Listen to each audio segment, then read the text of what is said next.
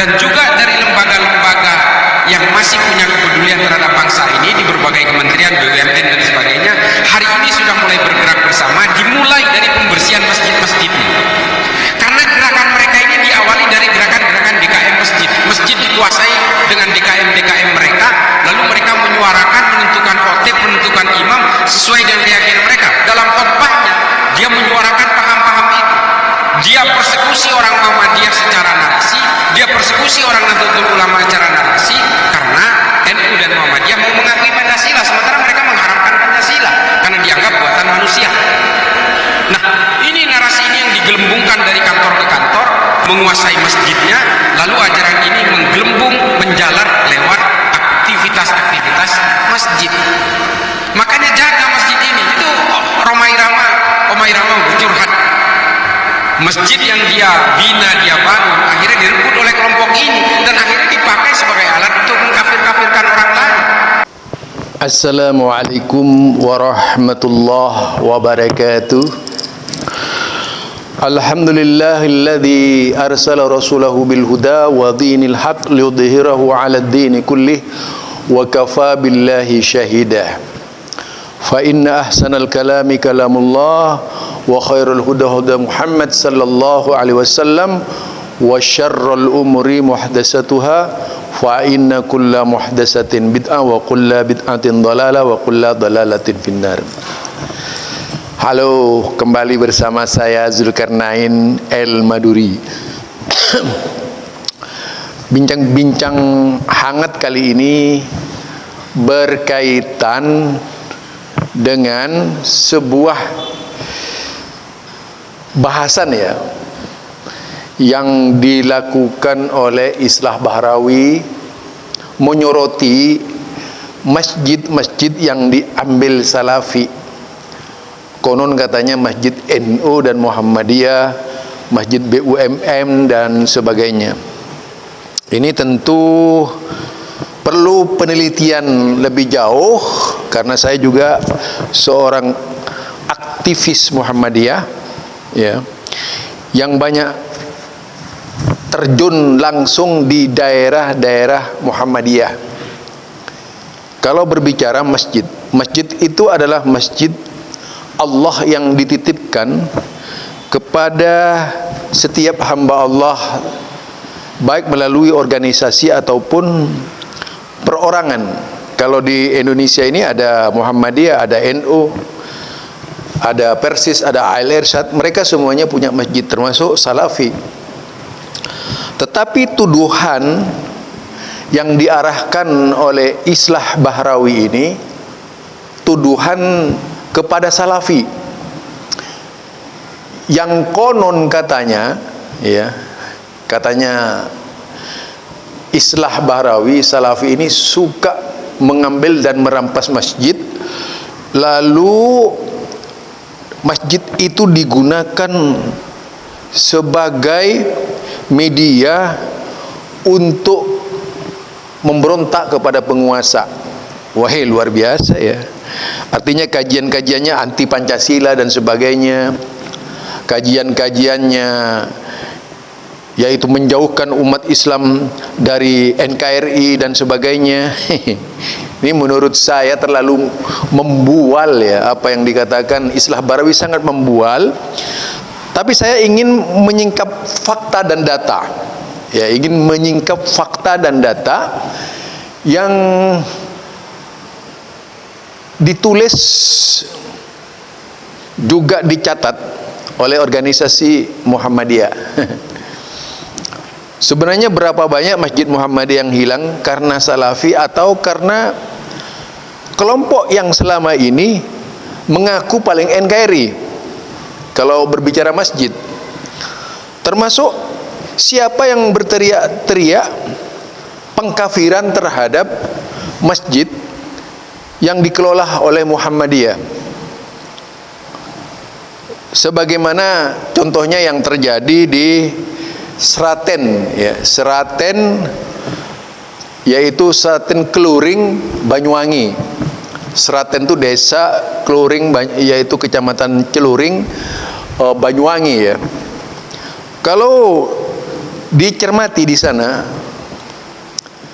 ada sebuah masjid Muhammadiyah yang masih dibangun sampai sekarang oleh kepala desa, dilarang di Kabupaten Seraten ini mendirikan Muhammadiyah. Ketika sebagian masyarakat menandatangani, menyetujui Masjid Muhammadiyah ini, menyetujui Masjid Muhammadiyah, dari mereka ada statement, pernyataan, sebagaimana yang saya ikuti, ada pernyataan, kalau misalnya ada warga kepala desa yang turut menandatangani pendirian Masjid Muhammadiyah yaitu di Seraten Celuring, kalau mati tidak akan disalatkan dan tidak boleh dikubur di desa Seraten. Wah, ini luar biasa, ini fitnah yang sangat luar biasa. Bahkan sampai ke pengadilan Surabaya menggugat Masjid Muhammadiyah supaya tidak berdiri. Ini wah. Jadi seolah-olah Muhammadiyah itu bukan Islam. Ini satu peristiwa. Di Sidoarjo ada 4 masjid yang hilang. Di desa lainnya ada masjid hilang. Di Madura ada masjid hilang. Semuanya bukan Salafi yang mengambil itu. Ya, semuanya bukan Salafi. Justru yang mengambil Masjid Muhammadiyah ini orang-orang yang berteriak-teriak NKRI. Orang yang berteriak-teriak Pancasila. Nah, coba siapa sebenarnya ini? Jangan berpura-pura, kepura-puraan lah dalam berbicara NKRI, dalam berbicara Pancasila dan sebagainya. Kenyataannya itu kelompoknya ente, dari sebagian kelompok ente lah yang banyak mencegah daerah-daerah supaya tidak berdiri Masjid Muhammadiyah. Juga seperti di Aceh, di Biron itu, supaya tidak berdiri Masjid Muhammadiyah. Siapa coba lihat orangnya? Orang yang amalannya sama dengan ente itu. Jadi jangan berbicara bohong lah. Salafi yang dituduh, saya mengikuti pengajian Salafi sering gitu, sejak tahun 89 sampai sekarang. Tidak pernah rasanya ceramah-ceramah Salafi seperti yang dikatakan oleh Islah Barawi. Itu kebohongan luar biasa. Ya, jadi kebohongan luar biasa. Selama bertahun-tahun yang dibicarakan akidah, yang dibicarakan ibadah, rasanya belum pernah menyentuh persoalan politik. Justru yang saya lihat yang sangat politis sekali adalah ceramah Islah Barawi. Bahkan berhasil membuat undang-undang tujuannya agar tunduk dan patuh kepada cara berpikir Islah Barawi. Ini paling bahaya menurut saya. Jadi kalau berbicara Islam, kita luas. Ini saya kemarin sudah dapat laporan juga dari teman-teman di Celuring ya, berkaitan dengan masjid ini. Sampai ada babak belur dan sebagainya, ada pemukulan, masuk rumah sakit dan sebagainya, yang diayomi oleh pimpinan daerah Muhammadiyah Banyuwangi. Coba, siapa sebenarnya yang berbuat jahat ini? Orang yang berteriak-teriak NKRI, merasa sebagai perangkat desa, merasa sebagai perangkat negara, lalu bertindak seliar-liarnya terhadap ormas yang berbeda. Bahkan terkesan mengkafirkan, lebih mengkafirkan dari sekedar Salafi.